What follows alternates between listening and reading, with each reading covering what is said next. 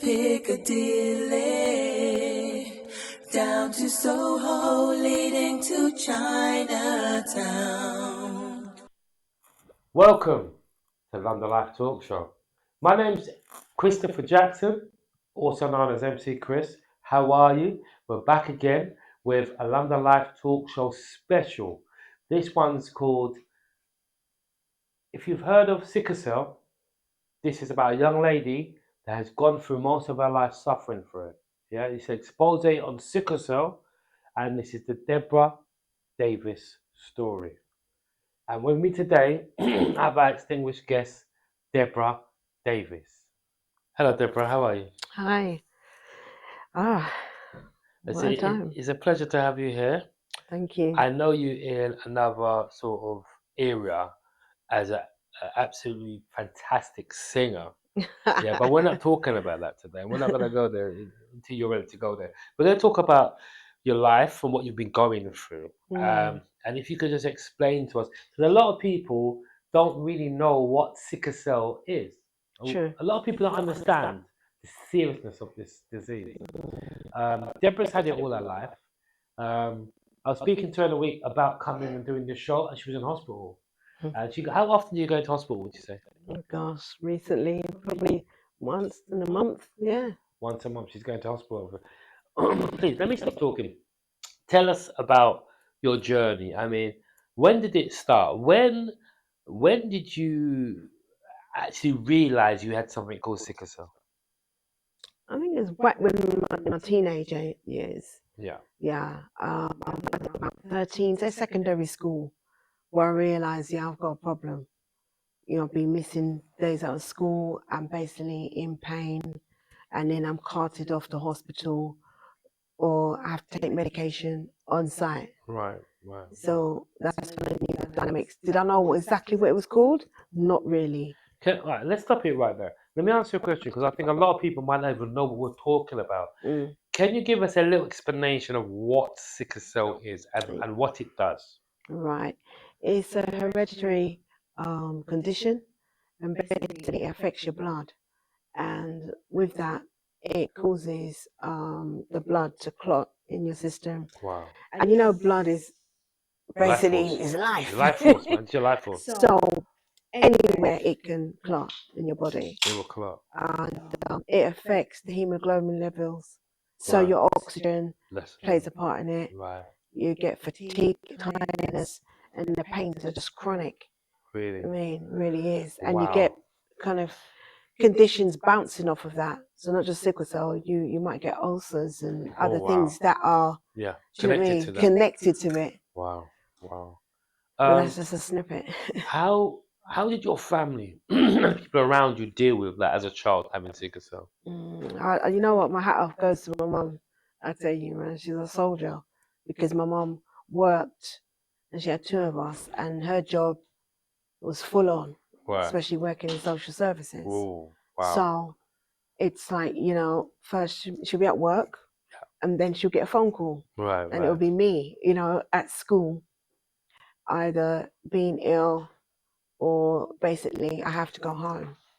So many times my mum's at work and she has to go. So her boss was quite good. It was good. That's very lucky. Very.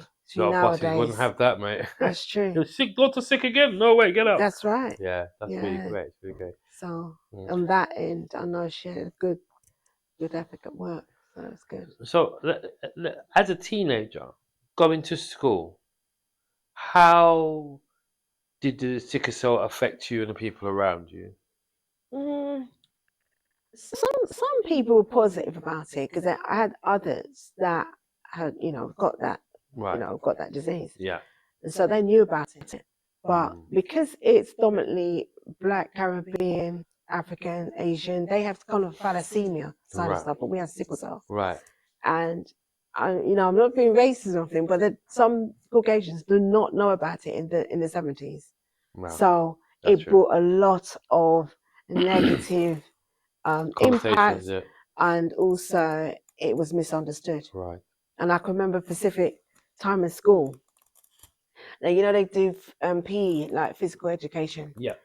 And I came in the morning, I was set to go. I was fine, and the weather changed because that does not help. If it's Right, I've heard about cold this. Cold or and damp. It cold and affects the damp, sickle cell. it really I've does. heard And that, your yeah. exertion of the body, so you've got to be careful when you're doing exercising. Not saying you cannot, but you've got to know how much to actually, endeavor. Right. So that is about infections, things like that. Wow. So anyway, let's go back to school. Yeah. And I was called this in this session to do PE, and I was having a crisis. And the teacher was telling me, look, you need to go outside because we had to go out in the playground. Okay, let me stop you. What does a crisis look like? Look like? Yes. Whoa. If That's the someone thing. had sickle cell, they're going through a crisis, what would it look like? See, one of the things why we had to have you on the show is because you said earlier, which is a true fact, a lot of white people don't know what sickle cell is. Yeah. But the true fact is a lot of black people have no idea. That's true. You're right. We needed to have you on to help us draw a picture for those people who don't have that knowledge. So explain to me what I just asked you. What it looks like? What it looks like. When you're in chronic pain, you know. So wow. And when I say chronic pain, it's not like you've got a headache. Right. It's those ones where you either can communicate that you need hospital admission or an ambulance. Right. Or sometimes you have it more a bit moderate that you go, listen, you see right now I have to go home, medication, drink a lot of fluid and go to bed. Wow. So there's one extreme to the next. But what irritates me sometimes when people say to me, you don't look like you got sickle cell. And I go, well, what does that look like? Yeah, that's true. You know? What does it look like? Does it look like? Because I've got a condition that is constantly flowing through my body. So the outside of me might not look like what sickle cell, but my blood is doing some stuff. Yeah. You know? I mean, it's a really silly question because, like, how you can't look at someone and tell if they have a disease, can you? You really can't. Unless Sometimes it's you externally can't. showing on them. So, silly question from that person. No, it's not really. Yeah. But, I think just like anything else, people are going to ask questions when they're not educated in it. That's right. And they don't know. And then some people, I know, you kind of get a vibe in it where people's being a bit obnoxious about things. So when you have an attack, when you go to hospital, how long do you usually stay in there, or does it vary? It varies. Right. You can have 2 days admission. You can have an overnight, and then sometimes you can spend weeks to months. And this happens to you every month. You have every at least month. an hospital visit. Yeah. Wow. And if it's not every month, I have full admission to hospital.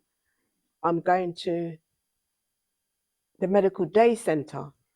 So we have that in Homerton Hospital. You can go and have a day treatment, go in and come out and have some treatment. Kind of takes the edge off the pain so you can kind of live your life every day. Right. I see people coming in, doing their work in there, or parents coming in, having their treatment, have to go back to go and pick up their children. Yeah.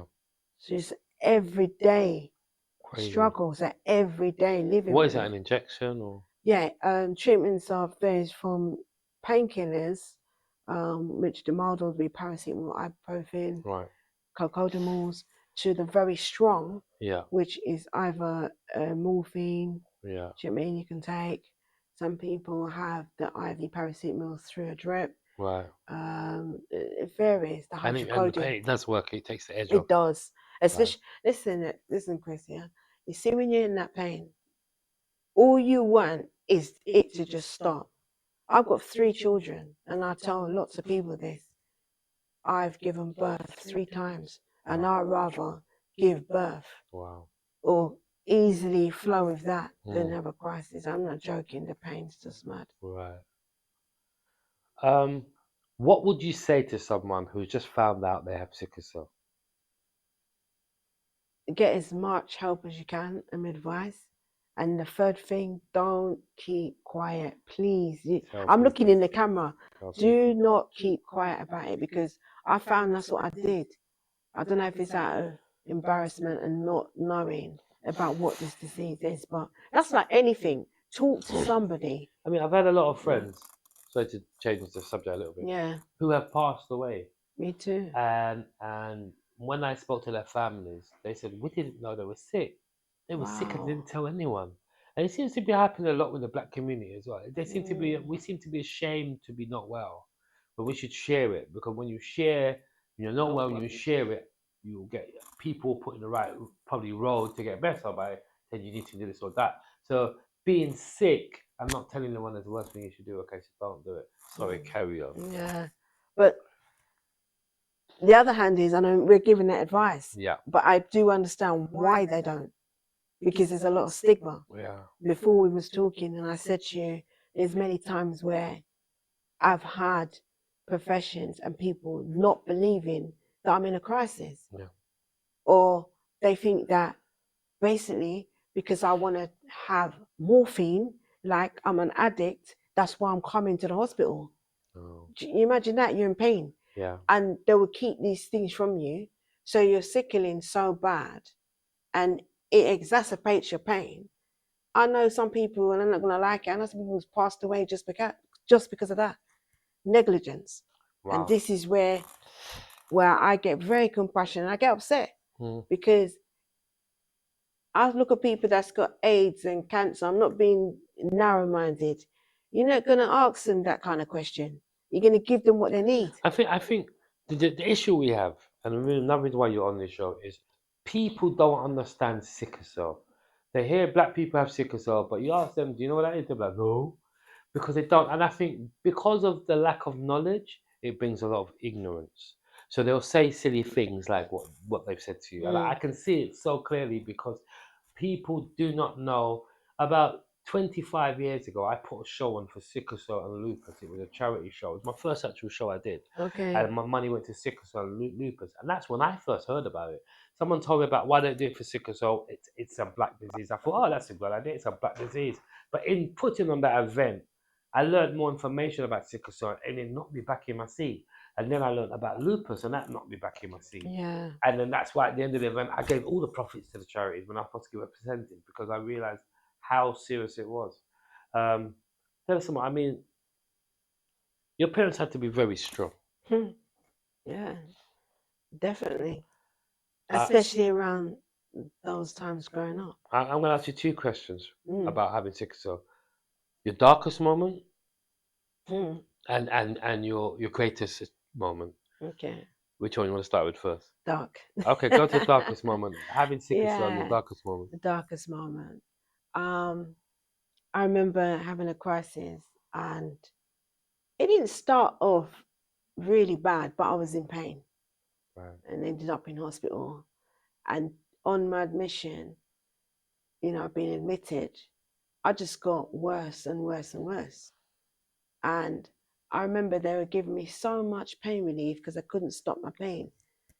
And they were thinking about different things. Sometimes even intensive care will come to me and be asking me different questions. And you see, when I see those people in blue, I know something's going on. Yeah. My oxygen level had plummeted. And I wasn't coherent. I don't even know who was coming to visit me. You know what I mean? I know people was around. I can hear them, but I can't see them because I was constantly just knocked out. At that point, do you think everyone thought you might pass away? I think many times people must have thought certain things. Especially my children. I big them up, my boys, man, they're soldiers. Because they would have to go through a lot, you know what I mean? Yeah. As well. Yeah. Not knowing if mum's going to come out, is she going to go in? But as time go on, back then it was really bad, as in the knowledge about sickle cell. Yeah. But now it's just got better and people are surviving more because of knowledge. And I think people's taking more care of themselves, like before. But I really did think at that point, that was it. I remember praying in my sleep. Wow. So that was the darkest. Your greatest, or not should say greatest, but your most brightest moment or memorable moment since having sickle cell? I'd say I've been really honest. Two things that stand out in mind where my creative or my positive side in how I stand strong. Right. One is my faith. I will never deny that about just hanging on to God. I'm quite a spiritual woman for real, and it keeps me grounded. very much so. And I know for a fact, without no shadow of doubt, many times that the experience that I have, I only know it's the Father. I just know it's God. And for somebody else, it might be something completely different. But my faith, it comes first in knowing why I have a purpose on this earth. That's right. Definitely. And secondly, music. I sing, I create music, and it keeps me going. In fact, I'm going to mention, because I know it's about sickle cell, but even Banjam, it was a lifeline for me, because it was a rocky time for me, singing in who I was. How was I supposed to be this singer with this chronic disease? Yeah. And then Banjam came along. And showed you could do it. That I can do it. For those who don't know, Banjam is an event that I put on with a group of people, and I host the night. And we showcase up and coming artists. Deborah has been on the show many times, and she's totally blown the house down with her singing ability, amazing voice and heart that you can hear coming through the music. I can say no more. Deborah's one of them. You'll hear her on this show one day, not today, and you know what I'm talking about. I'm going to say no more because we're not here for that. We're talking about her story through sickle cell. So how did your sickle cell affect people around your life, like partner, or did it have a knock-on effect on relationships or even friendships? It does, yeah. Sometimes, you know, you have a partner and you don't want to say nothing, you know, and then while you're in pain, yeah, you know, as you get to know them, you tell them. Some of them, you know, they'll kind of run off and like, sickle cell, no, what is that? But you know, I'll say especially that my children's father is really good at understanding what it's about, and that helps me. Yeah. Because you feel kind of not ostracized, you feel like an alien because you've got this thing, you know what I mean? And the thing is, you can't control it. And sometimes I get so frustrated, even now sometimes so frustrated because I'm a go-getter, you know. I'm like, come on, let's go. If it's anything to jump on, let's feed the world, let's go and do it, you know what I mean? Very spontaneous. And so when you got something that it kind of holds you back for weeks at a time or days at a time, it just feels like you have to always play catch up. Right. You know, it's like a few steps forward and loads back. So I'm always trying to catch up on different things, you know. But as for relationships, I just put it down to look, the person really loves and cares for you. They'll stick around. They will stick around. Yeah. You know, we've had really beautiful people that both partners have got sickle cell. Only thing they can't have children. Yeah, that's right. And because it's another dynamic, as if somebody's got trait, sickle, and the other person has, and you come together and have a child. My niece has. Yeah. I was speaking Most to my likely sister they'll this have morning. a full blown. She's explained to me, my niece Tallulah, she is 18. She just started uni. She's a carrier or trait. Carrier trait, yeah. So she has no symptoms, but if she meets them with symptoms, it could be full blown for the child, right? Yeah. And so I do say to people, listen, if you're thinking about that, have it tested. Yeah. Go and have a test before having children. If you have sickle cell and you have children, it's a lot of pain for a child. I'm not saying you shouldn't have that child, but just be knowing that child will be in a lot of pain because it's not an easy way to live, is it? It's not. What would you say? What needs to change in the sickle cell treatment, hospital vibes, in the whole medical community for sickle cell? What would you say needs to change? I think it's a mindset. You know, if there's a lack of information still. Not quite. I don't think it's just lack of information. I think it's just, I don't want people to feel sorry for us, but the empathy is like it's gone out the window, some of it, you know? It's nowadays, I think people's going to work, you know, not because they really enjoy the work that they do, it's because they have to work. And it's the NHS is being pulled as well. So all those things, they play a part. I just wish that we'd have more of a better relationship with, you know, professions and stuff. Right. You know, that they can understand us and we can understand them. Right. What else can be better? I think us as a community coming together. I mean, we've been pleading people to give blood, you know, because I have 6 to 8. I have 6 to 8 weeks of blood exchange transfusion. I find the black community really frightened to give blood. They don't volunteer yes, they have to. I'm not sure why. I think one is fear, and two is a certain religious beliefs, and also three is going to be ignorance. Yeah. So I think it's something that needs to change. It does. I mean, I think it's the ALT. There's another bone marrow disease. Daniel, is it Daniel De Silva? A young man died of, and I know the people pushing his whole campaign to get money and to get bone marrow for people, and they're struggling with black people. It's very difficult. We don't like to chop ourselves up for anyone else, they say, but it's actually saving a life. It is. We need to save lives. That's what we need to. As a people, we need to know when we can save lives. It's very, very, very important. So, what would you say to someone who's having quite a few traumas, quite a few attacks in sickle cell? What advice would you give them? I think first of all, you need to come to terms with having sickle cell because it's so hard. So it's a complex disease. You know what I mean? Yeah. So that's hard enough. That's why I always say start off with talking to somebody that you're comfortable with. Right. Yeah. That's first thing. And secondly, just checking your environment, like where you're around, because I find stress.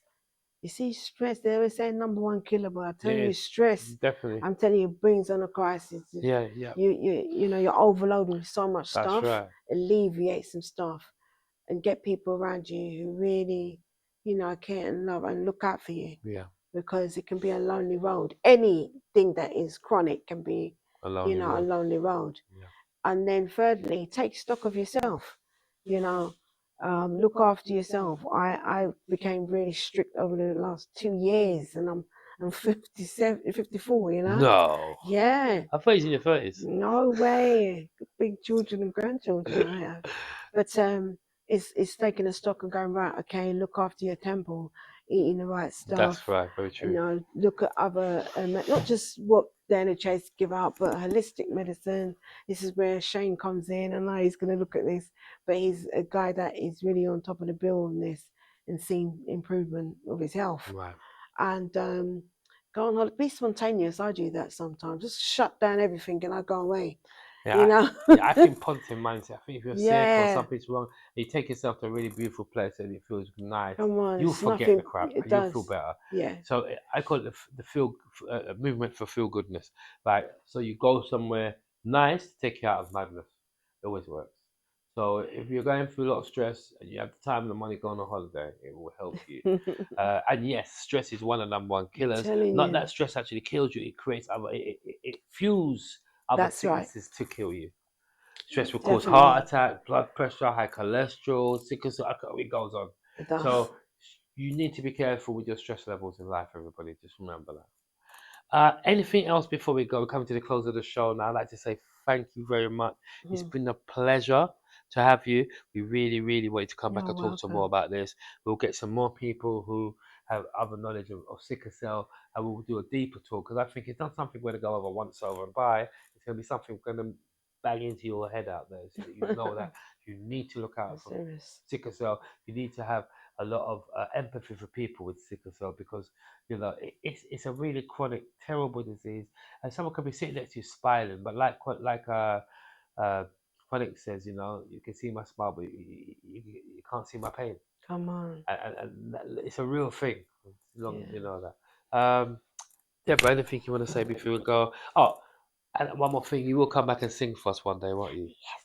And we really need to hear Deborah on the cell singing. We're going to make that happen for you, I promise. Yeah, definitely. Anything you want to say before we go? Do not let sickle cell define you. I always say, my mum laughs when I say, my body might have sickle cell, but my mouth doesn't. Be a voice in the community, be a voice in your family, keep positive. And most of all, and when it hurts, don't lie, just speak your truth. because it will get you to different levels of your life. And don't create no drama, and don't take on no drama. Keep fresh. Yeah. Thank Keep you. going. Deborah Davies, thank you for your story. We look forward to seeing you again soon. Definitely. I want to say thank you for tuning to London Life Talk Show special expose on sickle cell. This was the Deborah Davies story. I'd like to say thank you for tuning in, and we'll see you very soon. Thank you.